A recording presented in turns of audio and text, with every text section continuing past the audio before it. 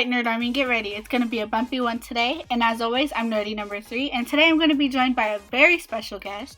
If you have seen my previous game show videos and my birthday video, you will know exactly who this is. Everyone, please give a warm welcome to my close friend, Lion. Hey, what's up? Thank you, Nerdy, for having me. So Lion and I and a few friends of ours were watching a horror movie the other day. We know this is a bit of an older movie, but we couldn't help it. None of us had seen it, and it seemed very interesting. The Prodigy was a controversial film with an interesting ending, and people started talking. I understand that might be why you came here. However, we are not going to be explaining the ending to you today. That is not what this video is about. So to be clear, we are not talking about what everyone else is, right? Correct. So what is it about? We'll get to that, Lion. So as always, we're going to explain the plot of the movie and then the theory that we have.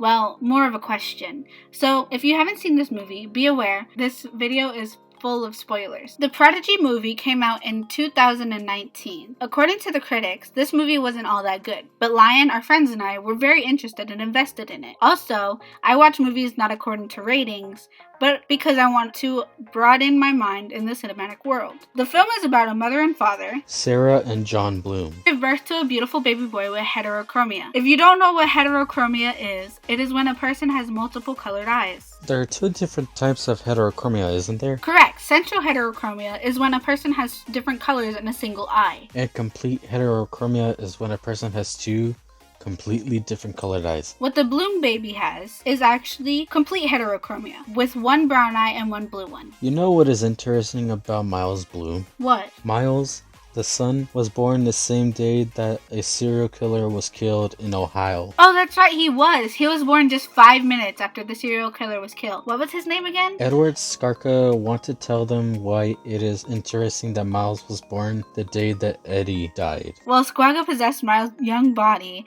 and his mother believed that he was the reincarnation of Ed. We won't tell you how it ends though, because we aren't going to spoil it too much. Let's just say that Squawk made poor Miles do so many bad things. Anyway, now what can we do a theory off of when we gave you so little information? Well, time to buckle your seatbelt and get ready for these wicked facts and this bumpy ride. So we mentioned to you how Miles' mother, Sarah, believed that Miles was the reincarnation of Scrappy. Well, a question popped up to us while we were watching this movie. Is reincarnation possible? Lion and I decided to dig a bit deeper on the subject of reincarnation. Well, in order for us to know if it is possible, we need to know what reincarnation means. Well, reincarnation is a belief that the soul comes back to the earth in another body or form after death. So basically being reborn or something like that? Yes, basically being reborn. So, that means that if a person were to die, they would come back to Earth as a person or a plant or a cat or a dog or a panda. So is it possible? That is honestly a big thing to prove. However, I'm always up for a challenge as long as my nerd army is open-minded to the idea of reincarnation. Now that we know what reincarnation is, the next question is... Has there been any evidence in reincarnation? Yes, thank you, Lion. You're welcome. So has there been any? Well, there have been so many stories of children believing that they are the reincarnation of someone of the past. Now, don't get me wrong, I am not talking about that one woman on Dr. Phil who believed that she was the reincarnation of Pocahontas. I am talking about being reincarnated as a random person. People that only their family and friends would know, not someone huge like Pocahontas or Gandhi. Though, I am not saying that it is impossible. For example, there was a child in 1998 who said he was a fighter pilot of World War II who was shot down in a previous life. The child was fixated and fascinated by airplanes. By the time he was 2, he knew many model planes by name, especially fighter planes. He was taken to an aviation museum by his parents, and he was only interested in the World War II fighter planes. The child had nightmares about crashing in a plane and would wake up in a panic. Before the boy was even 3, he expressed that the man that crashed was on a specific plane, a Corsair. His parents said that he even gave a partial of the name of the aircraft, and it turned out to be an actual World War II carrier. They later wrote a book about the child and his experiences. I'm not sure if they believe us yet, Nerdy. Well, it's time for factual mode. All they have to do is look up reincarnation stories on Google, and they will get millions of results of different stories. We have to move on to the next question. And that is? What happens after death? Well, that's a big question for us to answer. We are just early 20-year-olds. That may be true, but that doesn't mean we're gonna stop because we're young.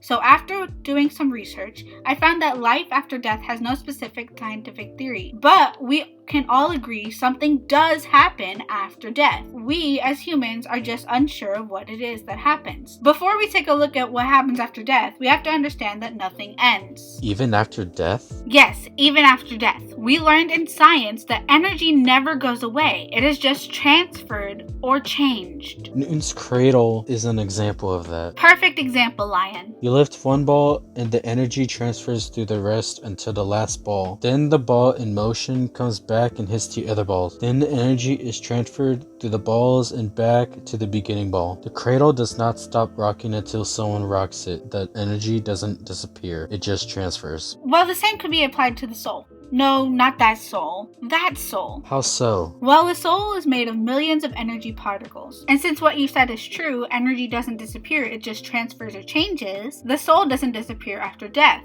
It just transfers or changes. The soul exists forever while the body is perishable. So what happens to the soul after the body dies? Well, according to reincarnation, the soul finds a new body soon after death and a new human is born. Similar to the movie, Miles is born just 5 minutes after Skarko is killed. Right, that is how the soul is transferring energy from one body to another. However, if the body dies in an unnatural way, such as murder or suicide, the soul chooses a body to get answers or have things settled after their death. In the movie, it is Skarka that is trying to finish his killings when he comes back. Just like the doctor said, he has unfinished business. Right, so is it possible that Miles is really the reincarnation of Skittles? If he isn't, doesn't it just make him a copycat killer? Or did we just shed a light on what may happen after death? Well, there's so many questions and so little time. If you like this video, make sure to give it a like for that poor kid that gets his head smashed in by a wrench. I think Miles might have accidentally killed him. If he didn't kill him, he has to be in a coma or something. Also, really quick, how did he have access to the janitor's closet in the first place? Yeah, you're right.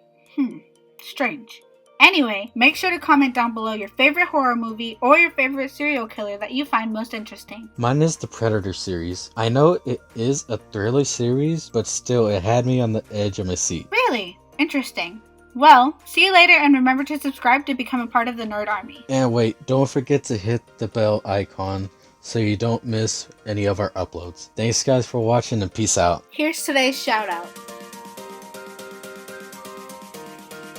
If you want a shout out, here's how to get one. Click the subscribe button, make sure to turn on your post notifications, and hit that like button, but don't forget to comment.